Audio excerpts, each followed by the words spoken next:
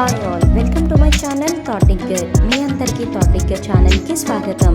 ఈ ఛానల్ మీకు పురాతన దేవాలయాలు, పురాణాలు మరియు పవిత్ర గ్రంథాలు, హిందూ ఆచారాలు, పండుగలు, పర్వదినాల గురించి మరియు ఈ ఆచారాల వెనుక దాగి ఉన్న పరమార్థాన్ని తెలియజేస్తుంది. అంతేకాకుండా టీటీడీ మరియు ఇతర దేవాలయాలకు సంబంధించిన కంప్లీట్ లేటెస్ట్ ఇన్ఫర్మేషన్ని అందిస్తుంది. ఓం నమో భగవతే వాసుదేవాయ. గురు పౌర్ణమి ఈ సంవత్సరం ఎప్పుడు వచ్చింది, గురు పౌర్ణమి యొక్క విశిష్టత ఏమిటో ఈ రోజు వీడియోలో తెలుసుకుందాము. తెలుగు పంచాంగం ప్రకారం ఆషాఢ మాసం శుక్లపక్షంలో వచ్చే పౌర్ణమిని గురు పౌర్ణమి లేదా వ్యాస పూర్ణిమగా మరియు ఆషాఢ పౌర్ణమిగా వ్యవహరిస్తారు.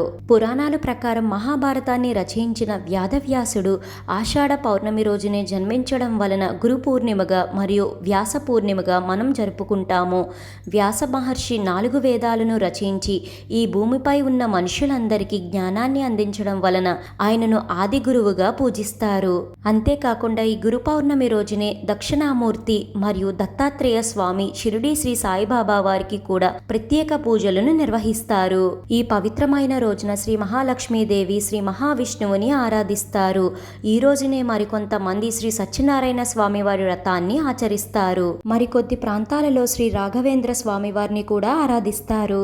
ఈ సంవత్సరం ఈ 2024లో ఆషాఢ మాసం శుక్లపక్షం చతుర్దశి తిథి జూలై 20 శనివారం సాయంత్రం 5:20 వరకు ఉంది. ఆ తదుపరి ఆషాఢ మాసం శుక్లపక్షం పౌర్ణమి గడియలు మొదలవుతాయి. పౌర్ణమి గడియలు జూలై 21 ఆదివారం సాయంత్రం 4:12 వరకు ఉంటుంది. పౌర్ణమి తిథి ఏ రోజైతే రాత్రి వేళలో ఉంటుందో ఆ రోజున పౌర్ణమి వ్రతాన్ని ఆచరిస్తారు. ఈ క్రమంలోనే జూలై 20 శనివారం రోజున ఎవరైతే వ్రతాన్ని ఆచరిస్తారో వారందరూ వ్రతాన్ని జూలై 20 సాయంత్రం జరుపుకోవచ్చు. జూలై 21 ఆదివారం గురు పౌర్ణమి రోజున దానాలు, నదీ స్నానాలు మరియు విశేషమైన పూజలను ఆచరించాలి. ఈ గురు పౌర్ణమి రోజున మనస్కారకుడైన చంద్రుణ్ణి ఆరాధించడం వలన జాతక చక్రంలో ఉన్న దోషాల నుంచి విముక్తి కూడా లభిస్తుంది. ఈ గురు పౌర్ణమి రోజున ఉదయాన్నే స్నానం చేసి శుచి అయి పూజా మందిరాన్ని శుభ్రం చేసుకోండి. అనంతరం దీప ధూప నైవేద్యాలతో శ్రీ లక్ష్మీనారాయణులను పూజించుకోండి. అలానే గురు పౌర్ణమి రోజున దక్షిణామూర్తి దత్తాత్రేయ స్వామి, షిరిడి శ్రీ సాయిబాబా వారిని స్మరించుకొని ప్రత్యేక పూజలను నిర్వహించుకోండి. ఈ రోజున మీరు ఎవరినైతే గురువుగా భావిస్తారో వారి నుంచి ఆశీర్వాదాలను తీసుకోండి.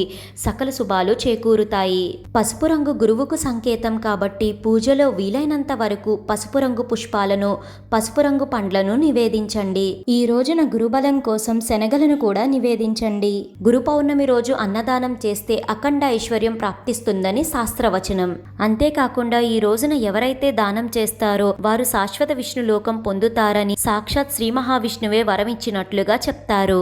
వ్యాసాయ విష్ణు రూపాయ వ్యాసరూపాయ విష్ణవే నమో వై బ్రహ్మ నిధయే వాసిష్ఠాయ నమో నమః అని విష్ణు సహస్రనామాలలో మనం చదువుతూ ఉంటాం కదా. అంటే వ్యాసుడే విష్ణువు, విష్ణువే వ్యాసుడు అని అర్థం. అందుకే ఆయన జన్మదినాన్ని మనమందరం ఒక వేడుకగా జరుపుకొని విశేషంగా ఆరాధించి పూజించుకుందాం. మన ఛానల్ని చూస్తున్న వ్యూవర్స్ అండ్ సబ్స్క్రైబర్స్ అందరికీ గురు పౌర్ణమి శుభాకాంక్షలు. తెలుసుకున్నారు కదండి ఈ సంవత్సరం గురు పౌర్ణమి ఎప్పుడు వచ్చింది, గురు పౌర్ణమి యొక్క విశిష్టతను. ఈ వీడియో మీకు ఎంతగానో ఉపయోగపడుతుందనే అనుకుంటున్నాను. మీ సపోర్ట్ కోసం ఈ వీడియోని లైక్ చేసి షేర్ చేయండి.